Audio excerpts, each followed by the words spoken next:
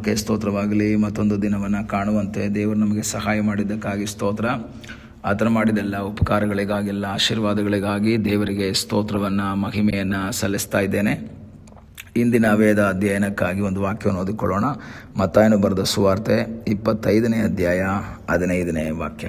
ಅವನು ಒಬ್ಬನಿಗೆ 5 ತಲಾಂತು, ಒಬ್ಬನಿಗೆ 2, ಒಬ್ಬನಿಗೆ 1, ಹೀಗೆ ಅವನವನ ಸಾಮರ್ಥ್ಯದ ಪ್ರಕಾರ ಕೊಟ್ಟು ಬೇರೊಂದು ದೇಶಕ್ಕೆ ಹೋದನು.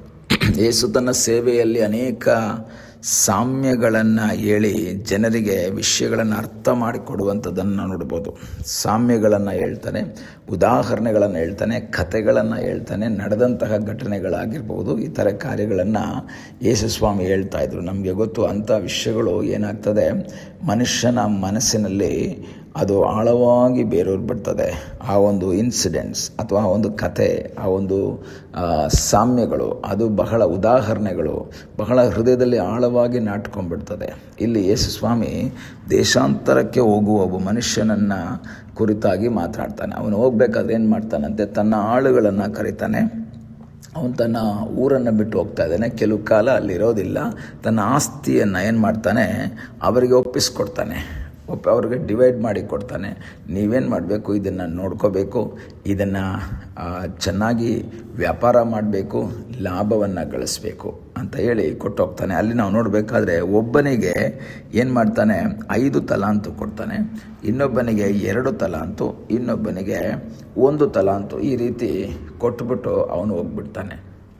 ಆದರೆ ಅಲ್ಲೊಂದು ಲೈನ್ ಈ ರೀತಿ ಕೊಟ್ಟಿದ್ದಾರೆ, ಹೀಗೆ ಅವನವನ ಸಾಮರ್ಥ್ಯಕ್ಕೆ ತಕ್ಕ ಹಾಗೆ ಅಥವಾ ಪ್ರಕಾರ ಕೊಟ್ಟು ಬೇರೊಂದು ದೇಶಕ್ಕೆ ಹೋಗ್ತಾನೆ. ಹಾಗಾದರೆ ಒಬ್ಬನಿಗೆ 5, ಇನ್ನೊಬ್ಬನಿಗೆ 2, ಇನ್ನೊಬ್ಬನಿಗೆ 1. ನಮಗೆ ಇದು ನೋಡಿದ ತಕ್ಷಣ ಅನಿಸುತ್ತೆ, ಇದೊಂಥರ ಪಾರ್ಶಾಲಿಟಿ ಮಾಡಿದ್ದಾನೆ. 5 ಯಾಕೆ ಒಬ್ಬರಿಗೆ ಕೊಟ್ಟರು, ಇನ್ನೊಬ್ಬನಿಗೆ 1 ಕೊಟ್ಟಿದ್ದಾನೆ. 5 ಸಿಕ್ಕಿದವನಿಗೆ ಸಂತೋಷ, 2 ಸಿಕ್ಕಿದವನಿಗೆ ಸ್ವಲ್ಪ ಸಂತೋಷ, 1 ಸಿಕ್ಕಿದವನಿಗೆ ಸ್ವಲ್ಪನೂ ಸಂತೋಷ ಇಲ್ಲ. ನಾವು 1 ಸಿಕ್ಕಿದವರಾದರೆ ನಮಗೆ ಭಾಳ ನಿರಾಶೆ ಆಗಿಬಿಡುತ್ತೆ. ಆದರೆ ವಾಕ್ಯ ಹೇಳುತ್ತೆ, ಅವನವನ ಸಾಮರ್ಥ್ಯದ ಪ್ರಕಾರ ಅವನಿಗೆ ಎಷ್ಟು ಕೆಪಬಿಲಿಟಿ ಇತ್ತೋ ಅದನ್ನು ಈ ಯಜಮಾನ ಕಂಡಿಡಿದು ಅವನ ಕೈಯಲ್ಲಿ ಕೊಟ್ಟ. ಅದನ್ನು ಅವನೇನು ಮಾಡಬೇಕಾಗಿತ್ತು, ಸರಿಯಾದ ರೀತಿಯಲ್ಲಿ ವ್ಯಾಪಾರವನ್ನು ಮಾಡಬೇಕು, ಸರಿಯಾದ ರೀತಿಯಲ್ಲಿ ಅದನ್ನು ಮುನ್ನಡೆಸಬೇಕು, ಸರಿಯಾದ ರೀತಿಯಲ್ಲಿ ಅದನ್ನು ನಡೆಸಬೇಕು. ಅದಕ್ಕೋಸ್ಕರ ಕೊಟ್ಟು ಹೋದರು. ನಮ್ಮ ಜೀವಿತದಲ್ಲೂ ಸಹ ದೇವರು ನಮಗೆ ಅನೇಕ ಟ್ಯಾಲೆಂಟ್ಗಳನ್ನು ಕೊಟ್ಟಿದ್ದಾರೆ, ತಲಾಂತುಗಳನ್ನು ಕೊಟ್ಟಿದ್ದಾರೆ. ಆದರೆ ಬೇರೆಯವರಿಗೆ ಕೊಟ್ಟಿರುವಂತಹ ತಲಾಂತಿಗಿಂತ ನಮ್ಮ ತಲಾಂತುಗಳು ಬಹಳ ಕಡಿಮೆ ಆಗಿರಬಹುದು. ಒಂದು ವೇಳೆ ಕಂಪೇರ್ ಮಾಡಿದಾಗ ಒಬ್ಬನಿಗೆ ಆಡುವಂಥ ತಲಾಂತ್ ಕೊಟ್ಟಿರ್ತಾರೆ, ಒಬ್ಬನಿಗೆ ಪ್ರಾರ್ಥನೆ ಮಾಡುವಂಥ ತಲಾಂತ್ ಕೊಟ್ಟಿರ್ತಾರೆ. ನಮ್ಮ ಜೀವಿತದಲ್ಲಿ ಅದು ಇಲ್ಲದೆ ಇರಬಹುದು, ನಮಗೆ ಭಾಳ ಕಡಿಮೆ ಇರಬಹುದು. ಆದರೆ ಅದನ್ನು ನೋಡಿ ನಿರಾಶೆಪಟ್ಟು ನನಗೇನೂ ಕೊಟ್ಟಿಲ್ಲ ಅಂತ ಹೇಳುವಂತಹ ಅನೇಕ ವ್ಯಕ್ತಿಗಳು ನೋಡಿ, ನನಗೆ ಯಾವ ಟ್ಯಾಲೆಂಟು ಇಲ್ಲ ಅಂತ ಹೇಳುವಂಥವ್ರು ನೋಡಿದ್ದೀವಿ. ಆದರೆ ದೇವರು ಯಾರಿಗೂ ಟ್ಯಾಲೆಂಟ್ ಇಲ್ದಲೇ ಇಟ್ಟಿಲ್ಲ. ಎಲ್ಲರಿಗೂ ಅವರಿಗೆ ಕೊಡಬೇಕಾದಂತಹ ಟ್ಯಾಲೆಂಟ್ಗಳನ್ನು ದೇವರು ಕೊಟ್ಟಿದ್ದಾರೆ. ಆದ್ದರಿಂದ ಈಗಲೇ ಸಮಯದಲ್ಲಿ ಕರ್ತನಿಗೆ ಹೇಳಬೇಕು, ದೇವರೇ, ನೀನು ಕೊಟ್ಟಂತಹ ಟ್ಯಾಲೆಂಟನ್ನು ನಿನ್ನ ನಾಮದ ಮಹಿಮೆಗಾಗಿ ಯೂಸ್ ಮಾಡಬೇಕು. ಈ 5 ತಲಾಂತು ಹೊಂದಿದವನು ಇನ್ನೂ 5 ತಲಾಂತನ್ನು ಸಂಪಾದನೆ ಮಾಡ್ತಾನೆ. 2 ತಲಾಂತು ಹೊಂದಿದವನು ಇನ್ನೂ 2 ಸಂಪಾದನೆ ಮಾಡ್ತಾನೆ. ಸ್ವಲ್ಪ ದಿವಸಗಳ ನಂತರ ಆ ಯಜಮಾನ ವಾಪಸ್ ಬರ್ತಾನೆ. ಈ 3 ಜನರನ್ನು ಕರೀತಾನೆ.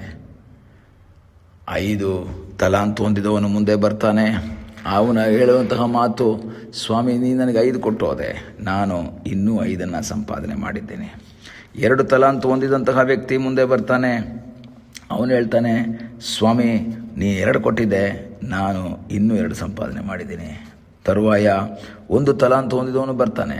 ಅವನು ಹೇಳುವಂಥ ಮಾತು, ಸ್ವಾಮಿ, ನೀನು ಕಠಿಣ ಮನುಷ್ಯನು, ಬಿತ್ತದಿರುವಲ್ಲಿ ಕೊಯ್ಯುವವನು, ತೂರದಿರುವಲ್ಲಿ ರಾಶಿ ಮಾಡಿಕೊಳ್ಳೋಣ ಹೇಳಿ ಯೋಚನೆ ಮಾಡಿ ನಾನೇನು ಮಾಡಿದೆ, ಅದನ್ನು ಭೂಮಿಯಲ್ಲಿ ಬಚ್ಚಿಟ್ಟೆ. ತಗೋ, ನಿಂದು ವಾಪಸ್ ಕೊಡ್ತಾ ಇದ್ದೀನಿ. 1 ಅವನು ವಾಪಸ್ ಕೊಡ್ದ, ಹಾಳು ಮಾಡಲಿಲ್ಲ, ತಿಂದು ಕುಡ್ದು ಹಾಳು ಮಾಡಲಿಲ್ಲ. ಅದು ಲಾಸ್ ಆಯಿತು, ಬಿಸ್ನೆಸ್ ಮಾಡಿದೆ, ಲಾಸ್ ಆಯಿತು ಅಂತ ಏನು ಹೇಳಲಿಲ್ಲ. ಆ ಸಲ ಹಂಗೆ ಕೊಡ್ತಾ ಇದ್ದಾನೆ. ಆದರೆ ಯಜಮಾನ ಹೇಳ್ತಾ ಇದ್ದಾನೆ, ನೀನು ಮೈಗಳ್ಳನಾದ ಕೆಟ್ಟ ಹಾಳು, ನೀನು ಬಿಸ್ನೆಸ್ ಮಾಡಲಿಲ್ಲ. ಬಿಸ್ನೆಸ್ ಮಾಡಿ ಲಾಸ್ ಆಗಿದ್ರೆ ಅದಕ್ಕೆ ಓಕೆ, ಬಿಸ್ನೆಸ್ ಮಾಡಿ ಲಾಭ ಸಿಕ್ಕಲಿಲ್ವಾ ಓಕೆ, ಆದರೆ ನೀನು ಮಾಡಲೇ ಇಲ್ಲ, ಏನೂ ಮಾಡಲಿಲ್ಲ. ಪ್ರಿಯ ದೇವರ ಮಕ್ಕಳೇ, ನನ್ನನ್ನು ನಿಮ್ಮನ್ನು ಕುರಿತು ದೇವರು ಇಷ್ಟಪಡುವಂಥದ್ದೇನು, ನಾನು ಬಿಸ್ನೆಸ್ ಮಾಡಬೇಕು. ಬಿಸ್ನೆಸ್ ಅಂದರೆ ಹೊರಗಡೆ ಬಿಸ್ನೆಸ್ ಎಲ್ಲ ಹೇಳ್ತಾ ಇರೋದು, ದೇವರು ಕೊಟ್ಟಿರುವಂತಹ ಆ ತಲಾಂತಗಳನ್ನ ದೇವರ ನಾಮದ ಮಹಿಮೆಗಾಗಿ ಯೂಸ್ ಮಾಡಬೇಕು. ನಾನು ಯೂಸ್ ಮಾಡಬೇಕು. ಆ ಯೂಸ್ ಮಾಡಿದ್ರೆ ಮಾತ್ರ ಅದು ದೇವರಿಗೆ ಮೆಚ್ಚುಗೆ ಆಗುವಂಥದ್ದು. ಈ 5 ತಲಾಂತು ಹೊಂದಿದವನು 5 ಸಂಪಾದನೆ ಮಾಡ್ತಾನೆ.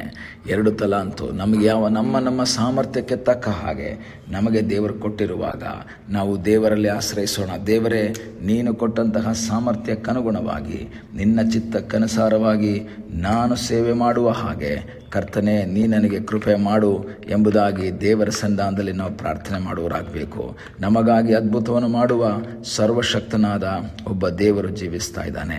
ಆದ್ದರಿಂದ ಈ ದಿವಸಗಳಲ್ಲಿ ಕರ್ತನಿಗೆ ಹೇಳೋಣ, ಸ್ವಾಮಿ, ನನಗೆ ಕೊಟ್ಟಂತಹ ತಲಾಂತುಗಳಿಗಾಗಿ ಸ್ತೋತ್ರ, ನನಗೆ ಕೊಟ್ಟಂತಹ ಆತ್ಮಿಕ ವರಗಳಿಗಾಗಿ ಸ್ತೋತ್ರ. ಅದನ್ನು ನಿನ್ನ ನಾಮದ ಮಹಿಮೆಗಾಗಿ ಉಪಯೋಗಿಸುವ ಹಾಗೆ ಕರ್ತನೇ ನೀ ನನಗೆ ಕೃಪೆ ಮಾಡು ಎಂಬುದಾಗಿ ನಾವು ಪ್ರಾರ್ಥಿಸೋಣ. ಅದರಿಂದ ಇನ್ನೊಬ್ಬರ ತಲಾಂತುಗಳನ್ನು ನೋಡಿ ನಿರಾಶೆ ಪಡದೆ ನಮಗೆ ಕೊಟ್ಟಂತಹ ತಲಾಂತುಗಳಲ್ಲಿ ದೃಢವಾಗಿ ನಿಂತು ಮುಂದೆ ಸಾಗೋಣ, ಪ್ರಾರ್ಥಿಸೋಣ. ನಮ್ಮನ್ನು ಬಹಳವಾಗಿ ಪ್ರೀತಿ ಮಾಡುವ ಪರಲೋಕದ ತಂದೆಯಾದ ದೇವರೇ, ಸಮಯಕ್ಕಾಗಿ ಸ್ತೋತ್ರ. ತಲೆಬಾಗಿರುವಂಥ ನಿನ್ನ ಮಕ್ಕಳಿಗಾಗಿ ಸ್ತೋತ್ರ. ನೀನು ಅವರಿಗೆ ಕೊಟ್ಟಿರುವಂಥ ಎಲ್ಲ ತಲಾಂತುಗಳಿಗಾಗಿ ಸ್ತೋತ್ರ. ಆ ತಲಾಂತುಗಳನ್ನು ವ್ಯಾಪಾರ ಮಾಡಿ ಅದನ್ನು ಉಪಯೋಗಿಸಿ ನಿನ್ನ ನಾಮದ ಮಹಿಮೆಗಾಗಿ ಜೀವಿಸುವ ಹಾಗೆ ಕರ್ತನೆ ನಮ್ಮೆಲ್ಲರಿಗೂ ನೀನು ಸಹಾಯ ಮಾಡು ಎಂಬುದಾಗಿ ನಾವು ಪ್ರಾರ್ಥಿಸ್ತೇವೆ. ಎಂದಿಗೂ ಗುಣಗುಟ್ಟದೆ ಮುಂದೆ ಸಾಗುವಂಥ ಸಹಾಯ ಮಾಡು. ಪ್ರಾರ್ಥನೆಯನ್ನು ಕೇಳಿದ್ದಕ್ಕಾಗಿ ಸ್ತೋತ್ರ. ಯೇಸುವಿನ ಮುದ್ದಾದ ಹೆಸರಿನಲ್ಲಿ ಬೇಡುತ್ತೇವೆ ತಂದೆಯೇ, ಆಮೇನ್. God bless.